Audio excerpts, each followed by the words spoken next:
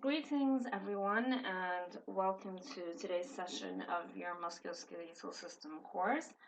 I'm Dr. Sally, and I'm going to be taking you through the histology of the skeletal muscles. And just so that we're clear before we get started, this lecture is going to be divided into 3 separate videos.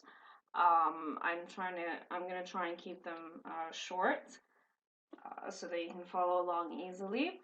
And hopefully we'll cover all the information that you guys need to know. So with that, let's go ahead and get started. We'll begin with a quick overview about the general features or ideas about muscles. Remember that muscular tissue is specialized tissue in the body that has the ability to contract and relax. And by that we mean change in its length, where during contraction muscles tend to get shorter, and with relaxation they go back to their original length. So make sure you don't make the mistake of saying relaxation means they get longer. Relaxation actually means they go back to their original length. And in general, there are 3 types of muscle that are found in the body. We've got skeletal muscles, which contract to allow gross body movements, and these are generally attached to the bones. They're going to be the focus of our discussion today. We've got smooth muscle that is generally found in the muscular layer of internal body organs. So things like the stomach, the bladder, the intestines, okay, and then they just allow internal organs to function. And remember, we have cardiac muscle, which you guys already took in the cardiovascular system course, and this is muscle that is specifically found in the heart. Now, with skeletal muscle, it's also referred to as striated muscle, which means that if you look at it under the microscope, it's going to have a striated or a lined appearance. It's defined as any muscle at all that is connected to any part of the body's skeleton. So even if the bone is like really, really tiny and the muscle is even tinier, it's still considered a skeletal muscle as long as it's attached to the body's skeleton. Bone and skeletal muscle together form a mechanical system that allows movement of the body, whether it's gross movement or small, tiny movements inside. Now, this picture shows you or demonstrates the general appearance of skeletal muscle under the microscope. So, oh, sorry, my bad. I always do that. So remember, it's got a lined or striated appearance, so you can see how it looks to be lined. It's divided, or the cells are divided into separate segments. We're going to talk about that in more detail later. And remember that skeletal muscle cells are characterized by multiple peripherally located nuclei. So if you see these purple splodges, let's just call them splodges here. Okay, these are the peripheral nuclei.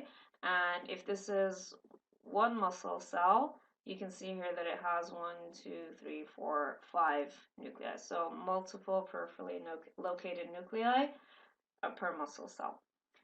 Now, the function of skeletal muscle depends on its point of attachment. So remember, skeletal muscle is generally any muscle that's attached to bone, but then what it does depends on which bone it's attached to.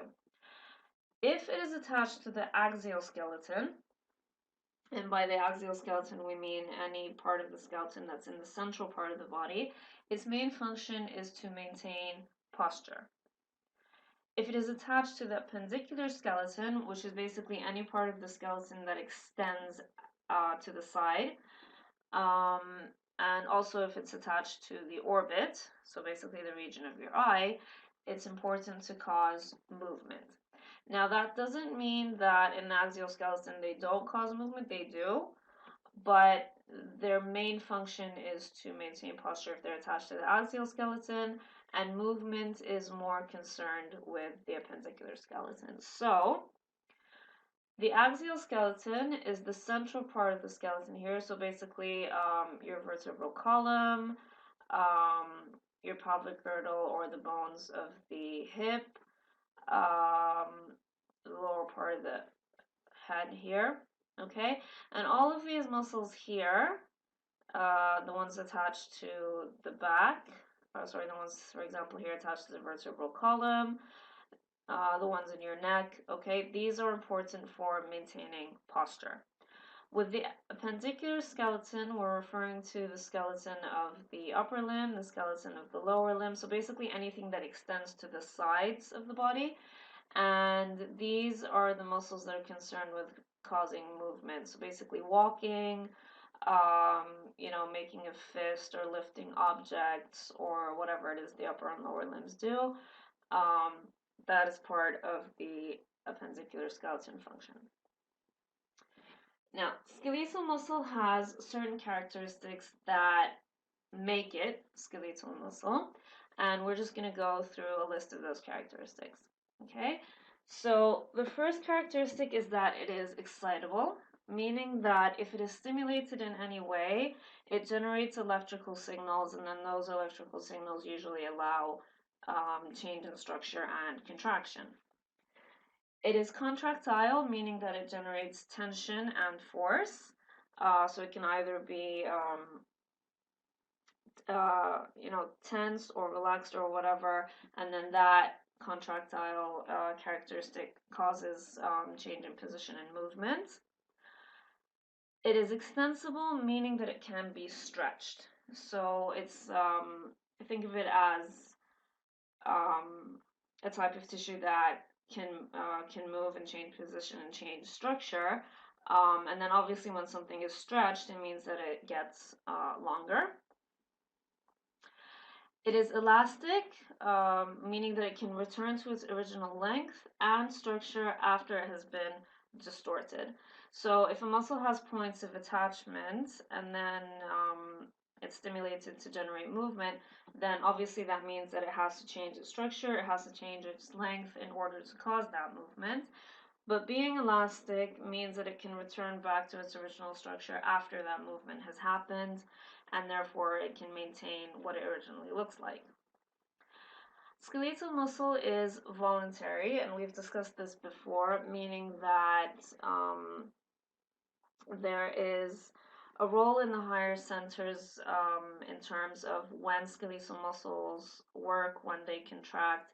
Usually you tend to make a decision or a conscious decision to pick something up. There are certain actions that are programmed into your brain, like walking.